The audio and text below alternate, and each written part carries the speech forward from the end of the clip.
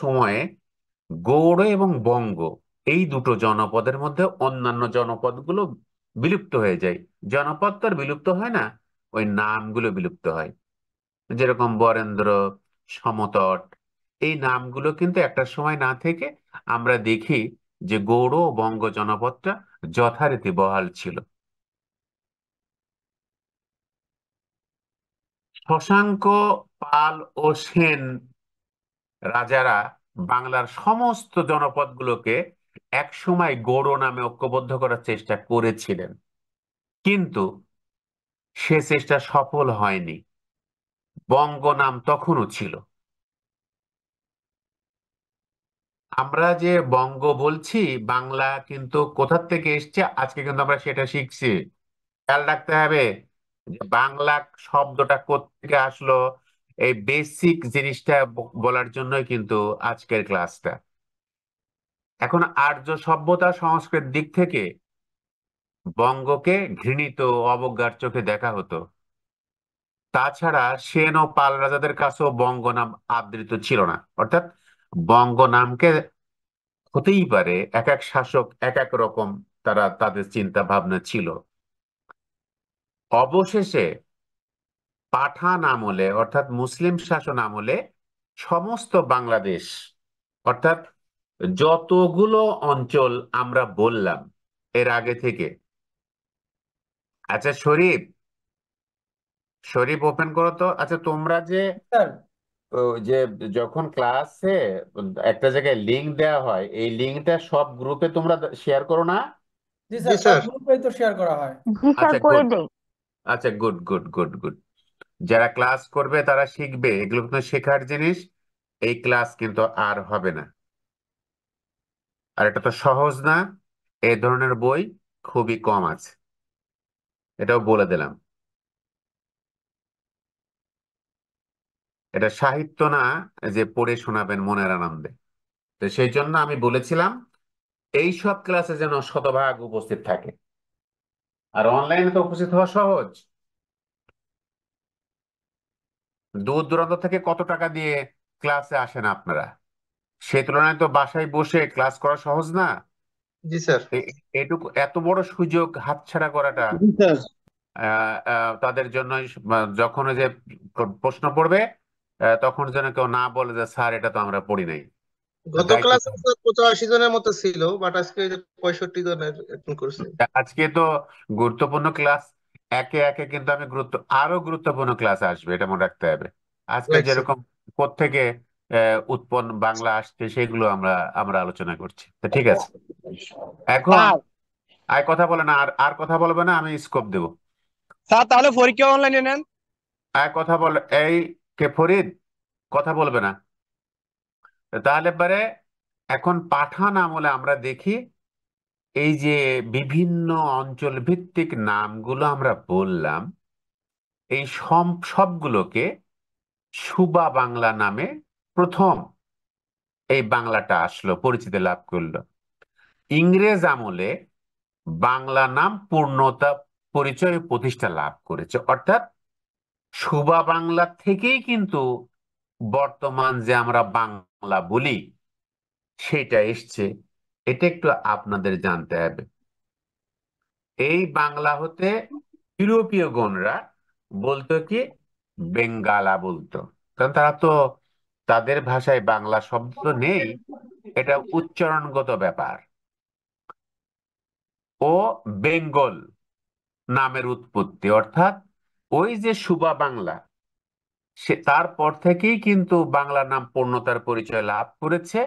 ওই বাংলা থেকেই আমরা জানি যে মুসলিম শাসনের পরে কিন্তু ইংরেজ শাসন আসে। বিশেষ করে নবাব সিরাজদৌলার আর যে মর্মান্তিক যে মৃত্যু, এবং তার যে রাজ্য দখল করলো ইংরেজরা, তখন তারা ওই যে বাংলা, এরপরে ইউরোপীয়গণ সেটাকে বেঙ্গালা বা বেঙ্গল নামের উৎপত্তি করলো। এবং মুঘল আমলে বঙ্গালা চট্টগ্রাম থেকে কত পর্যন্ত ছিল, গহি পর্যন্ত বিস্তৃত ছিল। বর্তমান কালে বাংলাদেশের অধিবাসীদের যে বাঙ্গালা নামে অনেক সময় বলে না, বাঙ্গাল বলে, এই বাংলার লোককে বাঙ্গাল বলে। এই বাঙ্গাল গালি না, এই বাঙ্গালের উৎপত্তি অনেক আগে। যে অভিহিত করা হয় যেরা বাঙ্গাল, সেই প্রাচীন বঙ্গাল দেশের স্মৃতি বহন করছে। এখন প্রাচীন কালে বাংলাদেশের যে কয়টি উল্লেখ পাওয়া যায়, অর্থাৎ এই যে কিছুক্ষণ আগে আমরা বলেছি যে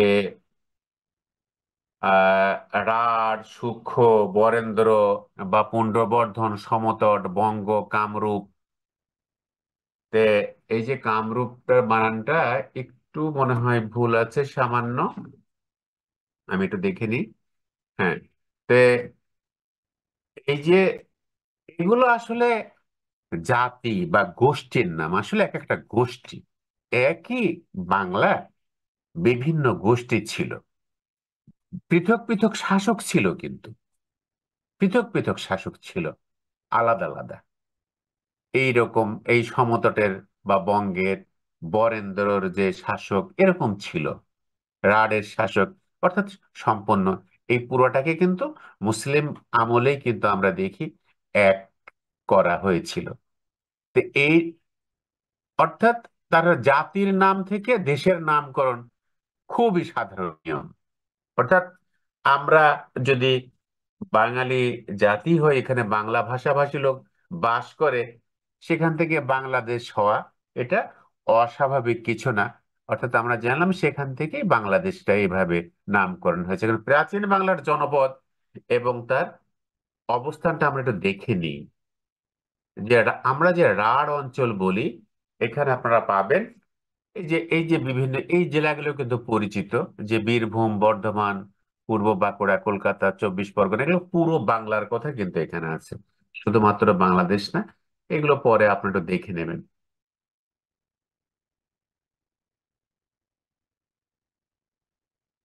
এই মানচিত্রতে মোটামুটি আমাদের আহ এই যে পুন্ড্র কোন অঞ্চল, গৌড় কোন অঞ্চল, বরেন্দ্র কোন অঞ্চল, বঙ্গ কোন অঞ্চল, হরিকেল কোন অঞ্চল, সমতট, চন্দ্রদ্বীপ, এইগুলো কিন্তু এখানে আপনারা দেখছেন। এই ভাগগুলো কিন্তু প্রাচীন কালের ছিল। এখন বাংলা যে আমরা বলি, তা আসলে কত পুরাতন, এগুলো তো আমাদের একটু জানতে ইচ্ছে করে। বুদ্ধদেবের সময়ে ভারতবর্ষের আর্য জনপদ ও রাজ্যের নামের একটি তালিকা আপনারা প্রায় পালি সাহিত্য বলেন না, পালি ভাষা বলেন, সেই প্রাচীন পালি সাহিত্যে পাওয়া যায়। তাতে কিন্তু বাংলার নাম নেই। তবে বুদ্ধরও আগের যুগে ঐতরীয় আরণ্যকে বঙ্গ নাম লক্ষ্য করা যায়। অর্থাৎ পালি সাহিত্যে আমরা কিন্তু এই বঙ্গ নামটা আমরা খুঁজে না পেলেও, তার আগে, বুদ্ধরও আগে ঐতরীয় আরণ্যক যেটা, সেখানে কিন্তু বঙ্গ নাম স্যার একটা কথা বলতাম একটু ওর মধ্যে। বিষয়ে।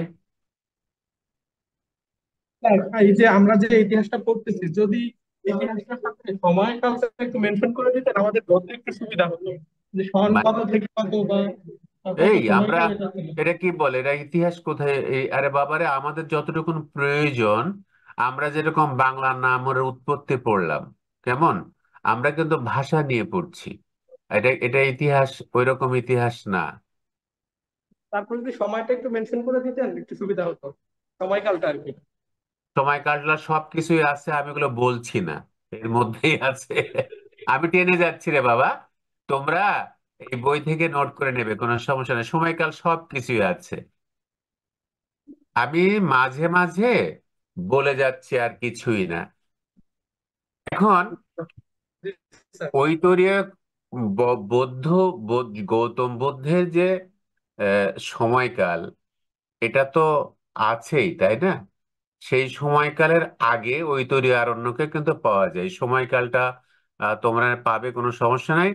এখন সেখানে কি বলতেছে, যে বয়াংশী, অর্থাৎ বঙ্গ, বগধ ও ইরাপদ, আর্য হারাধনের হারিয়ে যাওয়া তিনটি সন্তান।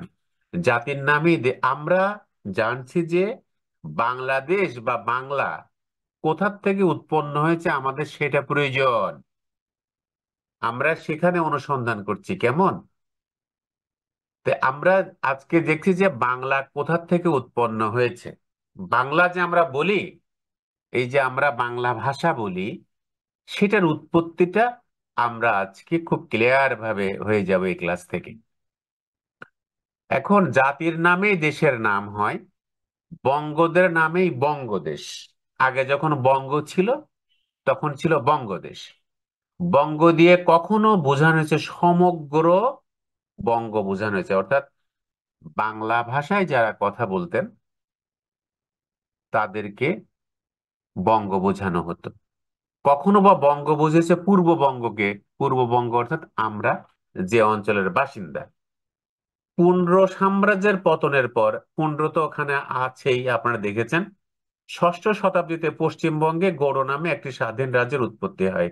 তখন বঙ্গ বলতে পূর্ববঙ্গকেই বুঝাতো। অর্থাৎ যখন গৌড় একটা স্বাধীন রাজ্যের উৎপত্তি হয়েছিল, তার বাইরে যখন, তখনও কিন্তু বঙ্গ নাম ছিল। তুর্কি বিজিত দেশের নাম গৌড়বঙ্গ। অর্থাৎ তুর্কিরা কি করলেন, গৌড় এবং পূর্ববঙ্গকে এক করে গৌড়বঙ্গ নাম দিলেন। তুর্কি আমলে সমগ্র প্রদেশটি বাংলা নামে পরিচিতি পায়। অবশ্য তুর্কি সুলতানরা পূর্ব পশ্চিম মিলিয়ে অখণ্ড দেশটিকে বলতেন বনগালো।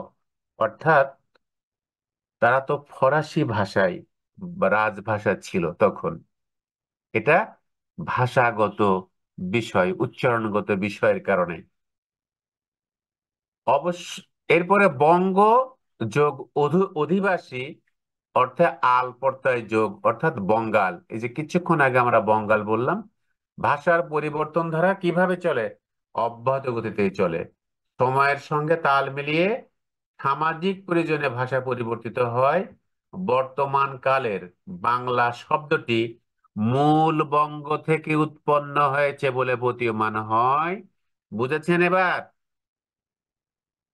আমরা যে বাংলা বলি, এই বাংলা শব্দের আদি উৎপত্তি কোথা থেকে, সেই বিষয়টাই আমরা আজকে ক্লিয়ার হলাম। আমরা যদি বলি যে এই বাংলা শব্দের উৎপত্তি বিষয়ে বিস্তারিত লিখুন বা বিস্তারিত বলুন, আশা করি এই ক্লাসে যারা উপস্থিত হয়েছেন তাদের আর কোনো সমস্যা নেই।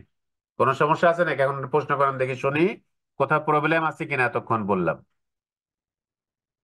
যদিও আমি অনেক বাদ দিয়ে পড়িয়েছি, বলেন দেখি কেউ বুঝতে পারেন না এমন। কে কে যেন কিছু বলতে চেয়েছিলেন, বলেন। স্যার, আর্য হারাধনের 3 সন্তানই কি হারিয়ে গিয়েছিল? আরে বাবা রে, এটা তো কোথায় ছিল, এটা হচ্ছে কি যে এ তো সন্তান না, এই সন্তান সেই সন্তান না। এটা কথার কথা স্যার নাকি স্যার? না মানে না, কথার কথাও না, মারছে। এটাও এটা একটা উদাহরণ। না না, আর স্যার না, আমি ওই ওই জিনিসটা পড়াইনি, আমি মাঝে মাঝে না পড়িয়ে চলে যাচ্ছি বলে তোমাদের সমস্যা হয়েছে। নতুন তো, শোনো। বুঝতে পেরেছি। আমি এই অংশটুকু না পড়ে স্কিপ করে গেছি, শোনো। সেটা হচ্ছে তোমাদেরকে তোমাদেরকে আমি বললাম না যে পালিশ বুদ্ধ দেবের বাংলা প্রাচীন যে কাল, মনে রাখবে, ভারতীয় উপমহাদেশে, ভারতীয় পুরো উপমহাদেশের যে কাল, তিনটি কাল, তিনটি কালটাই শুধু মনে রাখো। একটা হচ্ছে প্রাচীন যুগ, যেটা হচ্ছে হিন্দু কাল, সোজা সোজা সোজা কথা, অর্থাৎ ট্র্যাডিশনাল কাল, প্রাচীন ভারত, সোজা এতটুকু মনে রাখলেই চলবে। পরেরটা তোমরা পরে দেখো আর কি, বিভিন্ন ভাগ্যের দরকার নেই, তোমরা মোটা দাগে এটুকু মনে রেখো। ভারতের মধ্যকাল, মুসলিম শাসন, এটা মনে রাখো। এবং 18 শতকের পর থেকে, অর্থাৎ নবাব সিরাজদৌলার যে ইংরেজদের যে নবাব সিরাজদৌলাকে কাছ থেকে ক্ষমতা গ্রহণ এবং মুসলিমদের কাছ থেকে শাসন ইংরেজদের হাতে নেওয়ার পর থেকে অদ্যাবধি আধুনিক কাল। এটা তোমরা মনে রাখো আপাতত ক্লাসের বোঝার স্বার্থে। এর মধ্যে স্যার আবার আমরা যদি একটু যেটা- বলতেন, স্যার 1800 আমরা যদি এটা না বুঝার কি হলো, না যে বলতে আবার যদি একটু বলতেন স্যার আবার লিখতে। কথা বলে এই শরীফ কথা বন্ধ করো, না বুঝলে আরেকজনের কাছে জিজ্ঞাসা করে নেবে। আরে বাবারে, আমি তো বললাম যে প্রাচীন কাল হচ্ছে পুরোটা কি কাল? ট্র্যাডিশনাল কাল, অর্থাৎ হিন্দু শাসন কাল, প্রাচীন, একদম প্রাচীন ভারত। মধ্য যে কালটা মুসলিম শাসিত পুরো ভারত। এই পুরো ভারত কিন্তু এই ভারত না, সেই আফগানিস্তান, বর্তমান পাকিস্তান, বর্তমান যে আহ, ভারত, বর্তমান বাংলাদেশ থেকে বিস্তৃত, মানে যে তাদের ইয়ে ছিল পুরোটাই। এখন তারপরে মুসলিম শাসন কবে গেল? এটা সিম্পল ব্যাপার, 18 শতকে যে নবাব সিরাজদৌলার যে হত্যার মাধ্যমে যে শাসন ক্ষমতা ইংরেজরা গ্রহণ করলেন, তখন থেকে তো আর মুসলিম শাসন থাকলো না। তারপর থেকেই তো আধুনিক যুগ। এইটা মনে রাখলেই হবে। অর্থাৎ আমরা দেখছি বুদ্ধদের ট্র্যাডিশনাল কালেই, প্রাচীন কালেই কিন্তু আমরা দেখি ভারতবর্ষে এই বুদ্ধ দেবের যে আবির্ভাব এবং তার যে ধর্ম বোধ, এই হিন্দু ধর্ম আর মানে বুদ্ধ ধর্মের মধ্যে পার্থক্য কিন্তু খুবই নগণ্য। তাদের ইয়ে কিন্তু খুবই কাছাকাছি, এটা মনে রাখতে হবে। তারা যে একদমই হুবহু পৃথক তা কিন্তু না। তো বুদ্ধের যে জীবনাদর্শন এবং তার যে ধর্মবোধ, সেই ধর্মবোধ কিন্তু পালি সাহিত্যে বর্ণিত হয়েছে। তো পালি সাহিত্যে কিন্তু আমরা আমরা খুঁজছি বঙ্গ নামটা কোথায় আছে, কত প্রাচীন কাল পর্যন্ত আছে। পালি সাহিত্যে কিন্তু বঙ্গ নাম নেই, বাংলার নাম নেই, আমরা বাংলার নাম নেই। তবে বুদ্ধ পূর্ব যুগে, অর্থাৎ বুদ্ধ যুগ বলতে কি বুদ্ধর কাল পর্যন্ত আমরা বলেছি, ঐতরীয় আরণ্যক অর্থাৎ প্রাচীন কালেই বঙ্গ নাম লক্ষ্য করা যায়। এই যে এখানে বলেছে, এই যে আগেকার দেখো, প্রজাহ তিস্র অত্যায় যা বইতা ইমা প্রদাস্তি প্র অত্যায়ামায়ংস্তানি মানে বয়াংশি বঙ্গা বাধাস্যের পাদা। অর্থাৎ এটা যে তিনটা সন্তান বলতেছে, এটা আসলে আসলে ভাষা, ওই ওই ছেলে না, ছেলে মেয়ে না রে বাবা। অর্থাৎ তিনি আমাদের যে এইখানে দেখানো হয়েছে যে পুরো শুধুমাত্র আমাদের বাংলার যে ম্যাপটা, প্রাচীন বাংলার যে ম্যাপটা আমরা দেখিয়েছি, শুধু বাংলা। অর্থাৎ বয়াংশী বলছে, কি বলেছে যে বঙ্গ, বগদ ও ইরাবদ। আর্য মানে কি? এই বাবারা সবাই তো আর্য পড়ে এসছো, আর্য পড়েন না আপনারা? জি স্যার, পড়েছি। আর্য ভাষা থেকে বাংলা ভাষার জন্ম হয়েছে না? জি স্যার। এটুকুন কি বোঝা সবাই বুঝেছেন নাকি, নাকি না বুঝেই বলতেছেন? দয়া করে না বুঝে বলবেন না, তাহলে আমি ক্লাস আবার রিপিট করব। এই আর্য ভাষা থেকে বাংলা ভাষার জন্ম, এটা কি সবাই জানেন? এই যে অপভ্রংশ আরো কত কি তার রূপান্তরিত হইতে হইতে জি তারপরে স্যার। স্যার এই তো ফারুক সাহেব বুঝে গেছে। তে এখন আর্য ভাষা থেকে যে বাংলার, অর্থাৎ আর্য ভাষারই, আর্য প্রাচীন যে আর্য, তারই তিনটা রূপ, সেটাই বলেছে। এবারে ক্লিয়ার? জি স্যার, থ্যাংক ইউ। একটু এই বইটা ভালো করে আপনারা পড়বেন, আমি পরে বলে দেবো। অর্থাৎ স্যার বইটা কোথা থেকে বর্তমান, সংগ্রহ করতে পারবো?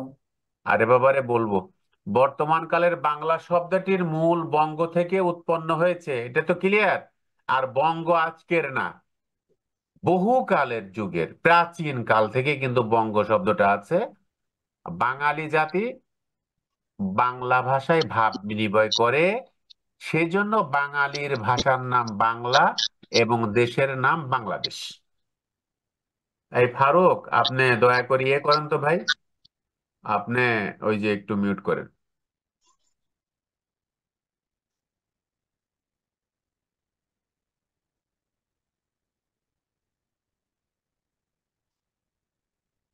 আচ্ছা, ওইদিকে যে আমরা পড়লাম, ভাষার ক্ষেত্রে নানাবিধ পরিবর্তন সত্ত্বেও ধারাবাহিক কিন্তু ঐতিহ্য লক্ষ্য করা যায়। এই যে ভাষার যে আমরা জানি যে বিভিন্ন আহ নাম। আচ্ছা ফারুক, এই ফারুক, তুমি কি দোকানে নাকি? তুমি কি কিছু বিক্রি করছো? জি স্যার, আমি একটু দোকান। আচ্ছা জি ঠিক স্যার, আছে। এমনি স্যানিটারি ফ্যান্সি আইটেম, ওই হাতিরপুল স্যার। হাতিরপুল, তাহলে তুমি হাতিরপুল স্যানিটারির দোকান তোমার? তা ভালো, না তাহলে স্যার, আমি আমার, আচ্ছা শোনো তো, তুমি যদি বিক্রি করো ভালো কথা, তাহলে তুমি একটু ওই যে ইয়ে করে ওপেন করে বিক্রি করার দরকার নাই। তখন তো আমাদের ভিতরে অনেকেরই প্রয়োজন হতে পারে, তোমাকে বলবে ভাই এটা নেবো ওটা নেবো, তুমি বিপদে পড়ে যাবা, তুমি ক্যামেরাটা অফ করো, ঠিক আছে? জি স্যার। হতেই পারে, দোকানে হতেই পারে, হ্যাঁ বন্ধ করো। স্যার ঠিকই বলেছেন স্যার। হ্যাঁ, তখন আবার তোমার ধরবে যে ভাই এটা দেন ওটা দেন, তুমি বিপদে পড়বা, তুমি ক্যামেরাটা অফ করো, ঠিক তারপরে আছে? বাকিতে দেন ভাই। আচ্ছা আর আচ্ছা আচ্ছা, আর কথা আমরা না বলে ফারুক বন্ধ করো। এখন আমরা দেখি, গতদিন আমরা যেটা পড়েছি ভাষার যে সূত্র, আজকে সেটা আরেকটু আমরা ক্লিয়ার করে দিই, তাহলে আপনাদের জন্য ভালো হবে বোঝার ক্ষেত্রে। ভাষার ক্ষেত্রে আমরা জানি নানাবিধ পরিবর্তন সূত্র ধারাবাহিক ঐতিহ্য লক্ষ্য করা যায়। পৃথিবীতে যেসব ভাষা প্রচলিত আছে তা সম্পূর্ণরূপে পৃথক নয়, বরং একটি ভাষার সাথে অপরটি ভাষার যোগসূত্র রয়েছে। গতকালের ক্লাস আমি একটু রিপিট করে দিচ্ছি। ভাষার এই যোগসূত্রের বিষয়টি প্রথম আবিষ্কার করেন কে? ব্রিটিশ আইন বিশেষজ্ঞ স্যার উইলিয়াম জোন্স। তিনি ইংরেজি, গ্রিক, ল্যাটিন, ফরাসি ও আরবি ভাষায় সুপণ্ডিত ছিলেন। জোন্স 1776 খ্রিস্টাব্দের 2রা ফেব্রুয়ারি কলকাতায় এশিয়াটিক সোসাইটির তৃতীয় বার্ষিক সভায় বক্তৃতায় তিনি কি বললেন? যে সংস্কৃত, গ্রিক, ল্যাটিন, জার্মানিক ও কেল্টিক, সেই সময় এই ভাষাগুলো খুব পাওয়ারফুল ছিল, মনে রাখতে হবে।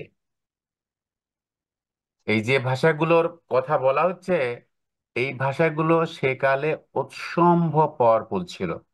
আজকাল হয়তো কেউ ল্যাটিন ভাষায় কথা বলে না, কেউ গ্রিকের ভাষায় কথা বলে না, সংস্কৃত কারোর দরকার হয় না, হয়তো ধর্মীয় কারণে আমাদের হিন্দু সম্প্রদায়ের যারা আছেন তারা ধর্মীয় কারণে পড়েন, এগুলো আর কি। তো কেল্টিক ভাষা খুব একটা কথা বলে না, সেই সময় এই ভাষাগুলো অত্যন্ত স্ট্যান্ডার্ড ভাষা ছিল।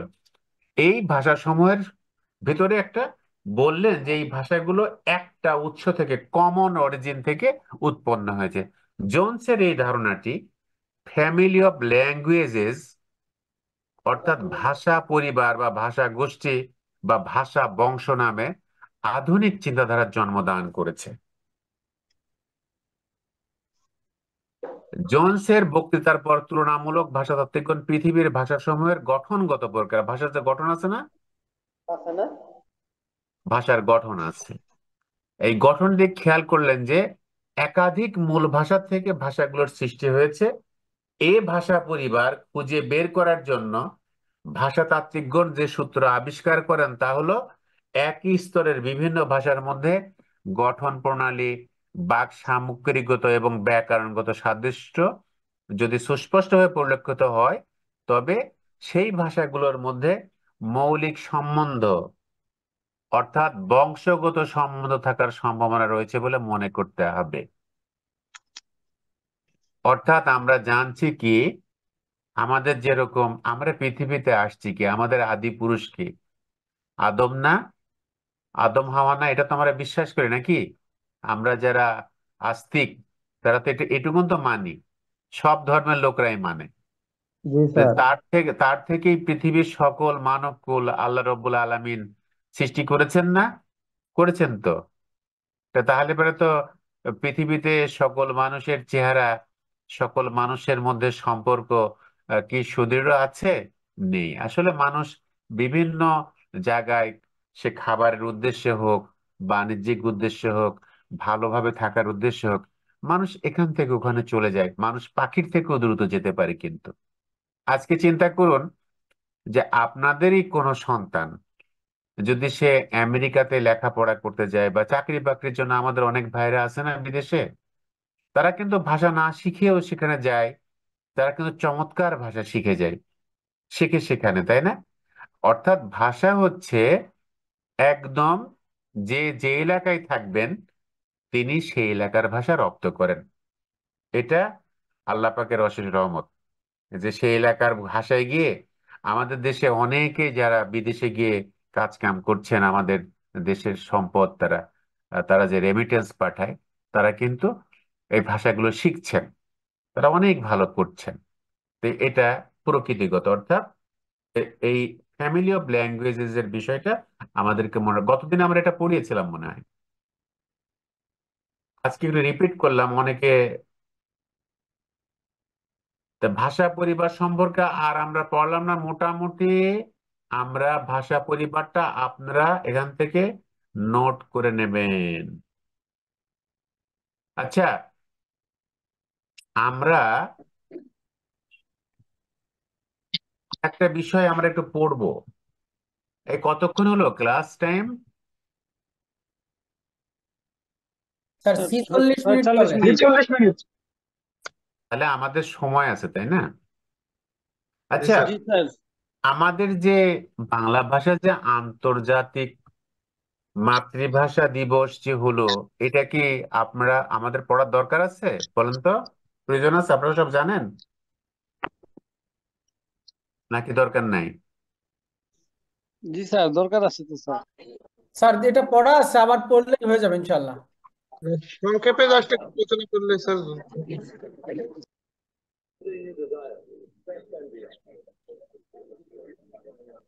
আচ্ছা, ওইটা আমরা পরে যাব। এখন একটা বিষয় আমরা একটু দেখি যে আমরা প্রমিত বাংলা কাকে বলে কিন্তু আমরা পড়েছি, কিন্তু প্রমিতকরণের জন্য প্রথম একজন বিদেশি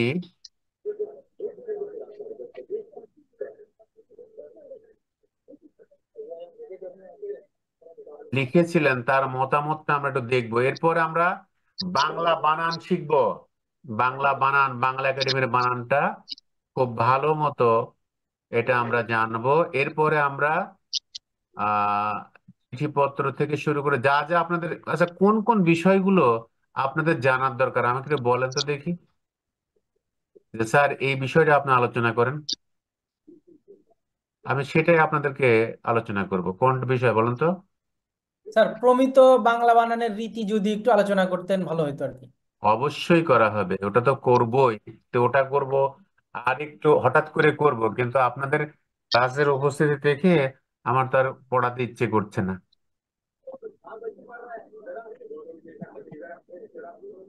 স্যার গতকালকে ফ্যামিলি অফ ল্যাঙ্গুয়েজ পড়তে গিয়ে একটা মানে প্রশ্ন আর কি মনের ভিতর আসছে, যদি একটু অনুমতি দিতেন বলতাম। বলেন তো। স্যার কথা হচ্ছে ইন্ডো ইউরোপীয় এবং ইন্ডো ইরানীয় যে ভাষা আছে আর কি, এইগুলোর ভিতরে কিছু পার্থক্য বা একটু আলোচনা যদি করতেন। ইন্দো ইউরোপীয় জি আর স্যার। ইন্দো ইরানীয়, তাই না? এটা বলছেন? তাহলে ওই যে ফরম্যাটে যাই একটু, তাহলে আপনাকে একটু ওইখানে আগে বলতেন, মূল ইসে যেতে হবে। দাঁড়ান আমি বলে দিচ্ছি আপনাকে।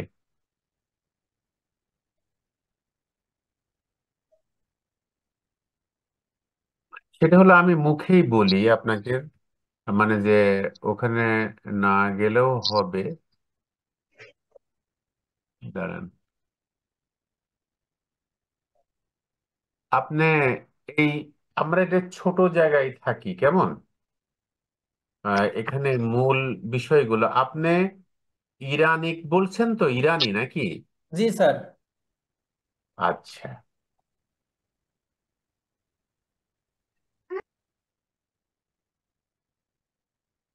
আচ্ছা, আপনাদেরকে প্রথম যেটা জানতে হবে যে ইন্দো ইউরোপীয় ভাষা গোষ্ঠী প্রথম দুটো শাখা। শাখা মানে কি? একই ভাষার কিন্তু উপভাষা। আর একটা হচ্ছে কেন্তম, আর একটা হচ্ছে শতম। এই কেন হলো কেন্তম এবং শতম? কেন্তমের কারণ হচ্ছে কি, যে ক ধ্বনি বা কে ধ্বনি, আর শতমের হচ্ছে ছ ধ্বনি। আনোয়ার আজাদ, আপনি একটু মিউট করেন, আপনি মিউট করেন একটু। তা আমরা দেখি যে, দেখেন, এখন যে কেন্তুমের যে শাখা, সেখানে আমরা দেখি যে আলবানিক, আরমানিক, বাল্টোস্লাভিক, হিন্দ আর্য। হিন্দ আর্য অর্থাৎ এই হিন্দ আর্যই কিন্তু ভারতীয় আর্য, একই আর্য ভাষা কিন্তু। এই যে হিন্দ আর্য, এইটা খ্রিস্টপূর্ব 2500 আগে, অর্থাৎ যীশু খ্রিস্টের জন্মেরও 2500 আগে ধারণা করা হয় যে ইরানিক, দার্দিক এবং ভারতিক তিনটা আবার উপভাষায় বিভক্ত হয়ে যায়। এর কারণ কি? এর কারণ হচ্ছে কি, শুধু এটাই শুধু এখানেই হয়নি, আরো জায়গায়, যেরকম বাল্টোস্লাভিক থেকে বল্টিক স্লোভানিক হয়েছে, আরমানিক থেকে প্রাচীন আরমানিক, আধুনিক আরমানিক, এগুলোর ভাষার উৎপত্তি হয়েছে। এর কারণটা কি?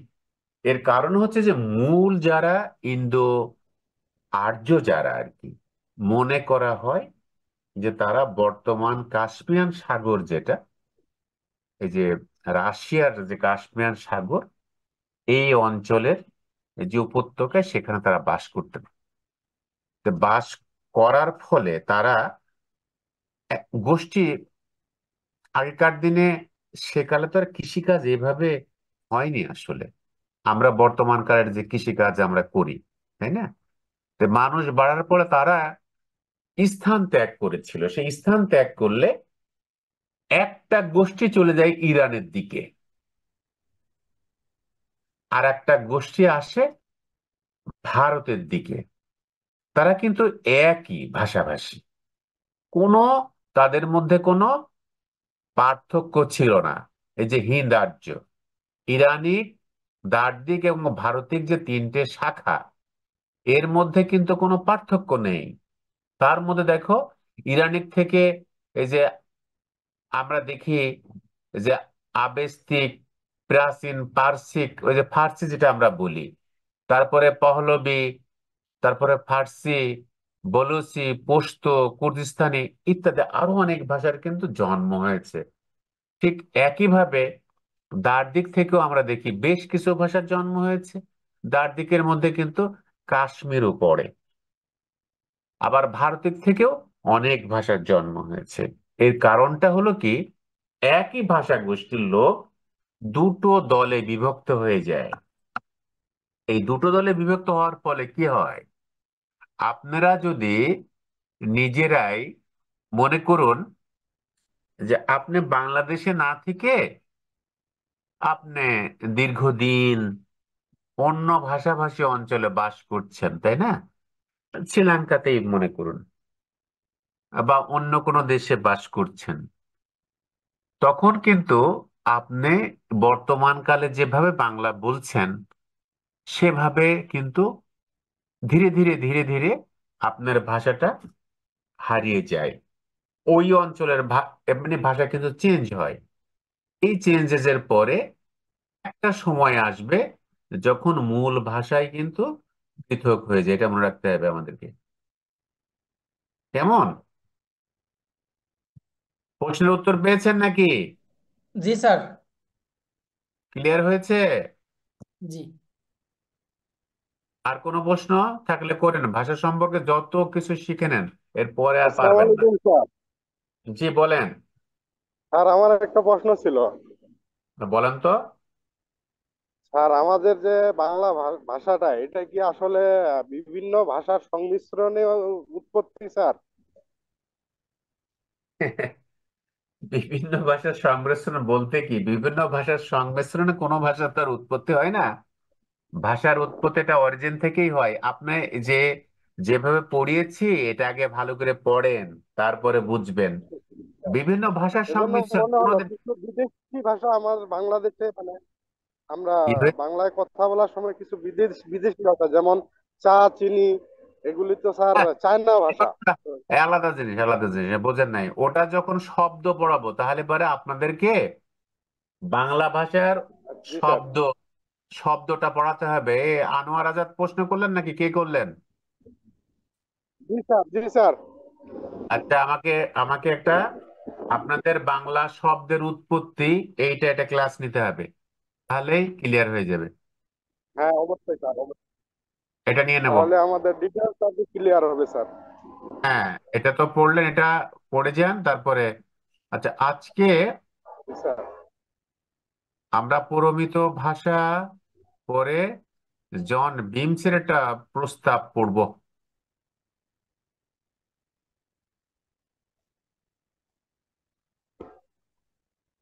এই পুরোটা পড়াতে পারলে খুব ভালো হতো, আপনাদের একদম ক্লিয়ার হয়ে যেত। আপনারা নিজেরা পড়ে নিন, আপনাদের লাগবে এগুলো। আমি একটু বেছে বেছে পড়াচ্ছি, এত তো আর পড়ানো সম্ভব না। আপনারা নিজেরা ভালো করে পড়ে নেবেন, আপনাদের জীবনে কাজে লাগবে, সবারই কাজে লাগবে এগুলো। এগুলো এগুলো খুব কি আমাদের ইন্টারেস্ট। ক্লাসের বইতে আছে স্যার? না, এগুলো বাইরের বই, এই সমস্ত জিনিস কে আর এমনি ক্লাসে পাবেন নাকি? এটার পিডিএফটা কি আমরা একটু পেতে পারি? না, এটা বই পাবেন, বই পাবেন। স্যার বইয়ের সোর্সটা একটু যদি বলতেন যে কোথায় গেলে পাবো তার বা। বইটা কিভাবে পাবো একটু যদি বলে দিতেন ভালো হতো। বলবো বলবো। জি। আচ্ছা, খুব আচ্ছা, লিপির উপরে আপনাদের একটা ক্লাস নেব, বুঝতে পারছেন? লিপির উপরে, বাংলা যে লিপি আছে না, এই লিপির উপরে একটা ক্লাস নেব আমরা মোটামুটি, তাহলে এবার আর একটু ক্লিয়ার হবেন। আর বাংলা ইসের উপর একটা ক্লাস নেব। আজকে আমরা যেটা যাব, জন বিমসের একটা প্রস্তাব, এটা আমরা একটু পড়বো। এতে পড়লে যেটা হবে, আপনারা আহ এই প্রমিত ভাষা কিভাবে আসলো এইটা আপনারা ক্লিয়ার হয়ে যাবেন। এরপরে যে প্রমিত বানান রীতি যেটা, সেটা আমরা দেখব।